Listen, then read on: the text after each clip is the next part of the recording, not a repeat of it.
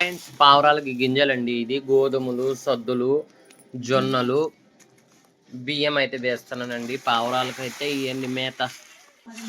So friends చూడండి, కొత్త సొద్దలు అయితే అండి, ఈ సంవత్సరం పండిన సొద్దలండి. ఇవి అయితే చూడండి ఎంత ఫ్రెష్గా ఉన్నాయి సొద్దలు. సో ఇవన్నీ కలిపి నాకైతే 300 అయితే పడినాయండి. సో చూడండి, బియ్యం అయితే 1 కేజీ 1.5 కేజీ బియ్యం అయితే కలుపుతానండి. 6 కేజీలలో మొత్తం 6 కిలోలు అయితే తీసుకుంటానండి నేను. ఒక నెల అయితే వస్తాయండి నాకు.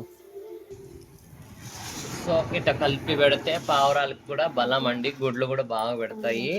తెలియని వాళ్ళు పావురాలు సాకే వాళ్ళు అయితే ఇట్లా కలిపి పెట్టండి. కొంతమంది అయితే ఓన్లీ సొద్దులు బియ్యం వేస్తారండి. అట్లా కాదండి, ఇట్లా గోధుమలు, సొద్దలు, జొన్నలు, బియ్యం అన్ని కలిపి పెడితే వాటికి శక్తి అనేది వస్తుంది. గుడ్లు అనేది బాగా పెడతాయండి.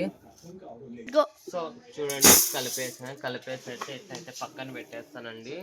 ఈ రోజు 2 అయితే వేస్తానండి. ముందైతే నేను పావురాలు సాకుతా వ్యాపారం చేస్తానండి. ఇప్పుడైతే నేను సాకడంలో వ్యాపారం చేయలేదండి. ఓన్లీ నా పొద్దు పోక ఒక 4 పావురాలు అయితే సాకుతానండి నేను అంతే. సో మొత్తం అయితే నాకు ఇన్ని వచ్చినాయండి. 6 కేజీలు బియ్యంతో కలిపి 7.5 కేజీ అయితే అయినాయండి. Please subscribe my channel.